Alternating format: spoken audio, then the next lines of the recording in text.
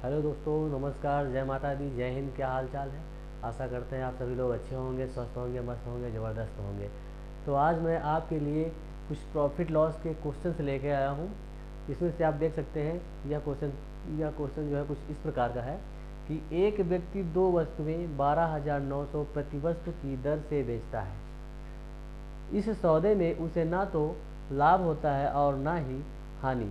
यदि उसने एक वस्तु 29% के लाभ पर बेची तो उसने दूसरी वस्तु को कितनी हानि पर बेचा होगा।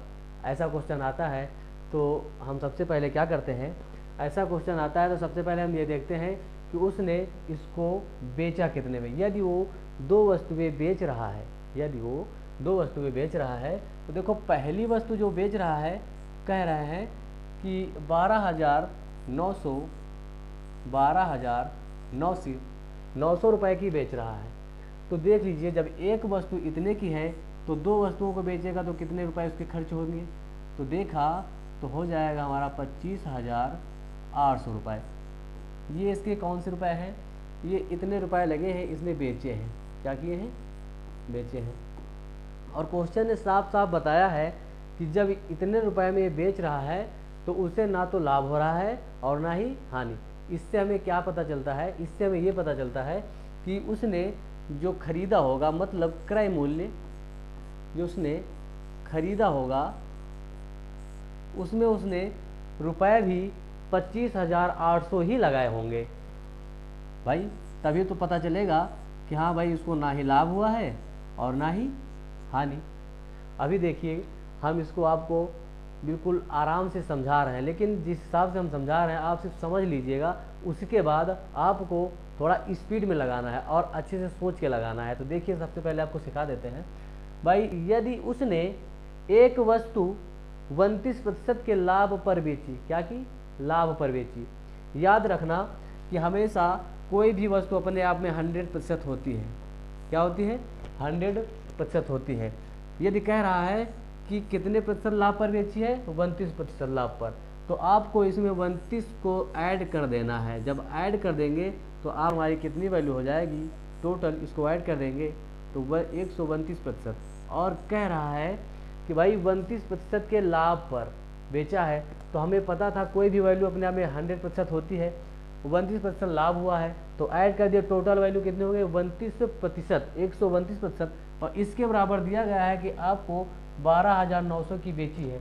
तो हम इससे क्या कर सकते हैं कि इसको 12,900 इसके बराबर में लिख देते हैं। सॉरी, 129% की वैल्यू 12,900 है।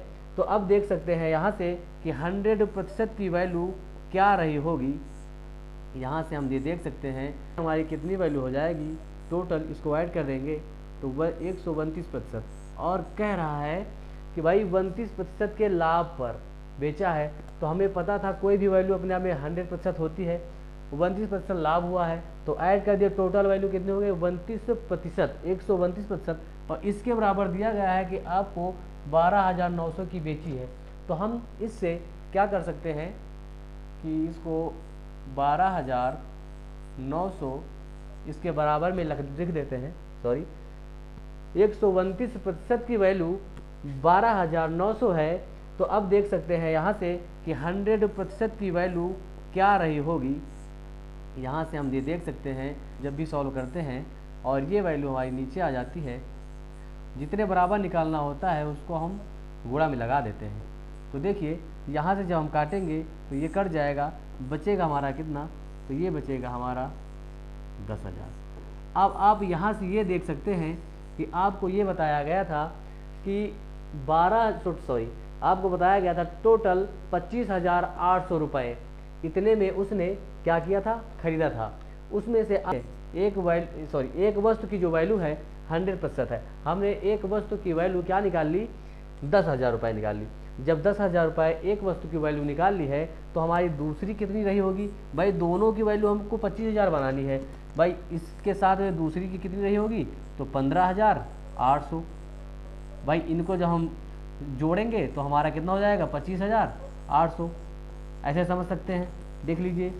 पहली वस्तु इतने की, दूसरी वस्तु इतने की। भाई दूसरी वस्तु के बारे में पूछ रहे हैं, हम इसके बारे में बताने वाले हैं, हम दूसरी वस्तु के बारे में बताने वाले हैं। तो दूसरी वस्तु हमारी कितनी है, 15,800।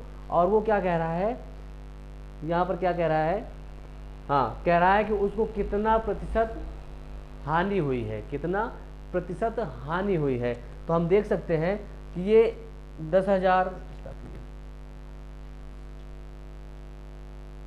हाँ तो अब आपको ये पता चल गया है कि जो हमारी पहली वस्तु है इतने की और दूसरी वस्तु ये 15,800 की है। अब हमको यहाँ से ये पता चल गया जो हमने वस्तु बेची थी ये देखो 12,900 की, और लेकिन दूसरी वस्तु हमको बेचनी चाहिए थी कितने की, 15,800 की, लेकिन हम 15,800 की नहीं बेच पाए और बेचे कितने की, 12,900 की। तो कहीं ना कहीं आप यहाँ देख लीजिए, ये बॉक्स बनाते हैं, यहाँ बताते हैं आपको, यहाँ बनाते हैं 15,800 की यदि बेचते तो हमें हानि नहीं होती, लेकिन हम बेच कितने की पाए हैं, 12,900।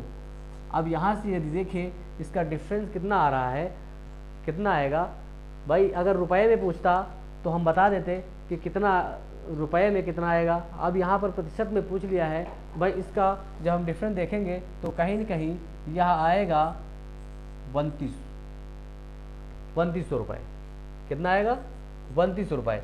भाई हमारा क्रय मूल्य अब देखेंगे इस वस्तु से, भाई दूसरी वस्तु ये है, यहाँ से देखेंगे तो तरीका तो ये होता है कि जितना प्रतिशत लाभ या हानि हो उसको ऊपर और जो क्रय होता है उसको नीचे, और गुणे में 100 लगाते हैं तो उससे हमें क्या मिलता है, हानि हो या लाभ हो उसका प्रतिशत प्राप्त होता है। तो ये नीचे लिख लेते हैं, और ऊपर जो हमारा भाई प्रॉफिट हो या सॉरी जो अंतर आता है, जो आपका जो है लॉस होता है वो लिखते हैं। तो देख लेते हैं यहाँ से कितना आने वाला है। जब इसको हम काट देंगे तो कहीं न कहीं आपका जो आने वाला है ये वैल्यू फर्स्ट ऑप्शन की आने वाली है। आप अपने कॉपी में कर लीजिएगा, इतना ही आएगा। तो आपका ये आंसर इतना निकलने वाला है। तो इन क्वेश्चनों में भाई मेरे जो छोटे भाई या बड़े भाई वो ऐसे फंस जाते हैं जैसे यहाँ पर वह सिर्फ एक वस्तु के बारे में प्रॉफिट या लॉस निकालने में पड़ जाते हैं और दोनों वस्तु के बारे में नहीं बताते हैं। तो आपको ऐसा नहीं करना है जैसे मैंने किया है। पहली वस्तु भाई 12,900 की, तो साथ में दोनों वस्तुओं को मैं बेच दूंगा और ये पता कर लूँगा टोटल पैसे कितने हमारे लग रहे हैं। उसके बाद यह देखेंगे भाई जितने रुपए लग गए हैं भाई ना ही लाभ हुआ है ना ही हानि, तो उसके बराबर ही हम क्रय मूल्य भी मान लेंगे। जब क्रय मूल्य पता हो जाएगा, जब हमारा क्रय मूल्य पता हो जाएगा उसके बाद हम आसानी से इसकी वैल्यू निकाल सकते हैं। तो दोस्त आशा करते हैं आपको समझ में आया होगा। तो मैं ऐसे क्वेश्चन आपके लिए दोबारा से लाने के लिए तैयार रहूँगा। बस आप लोग ऐसे ही प्यार दीजिएगा।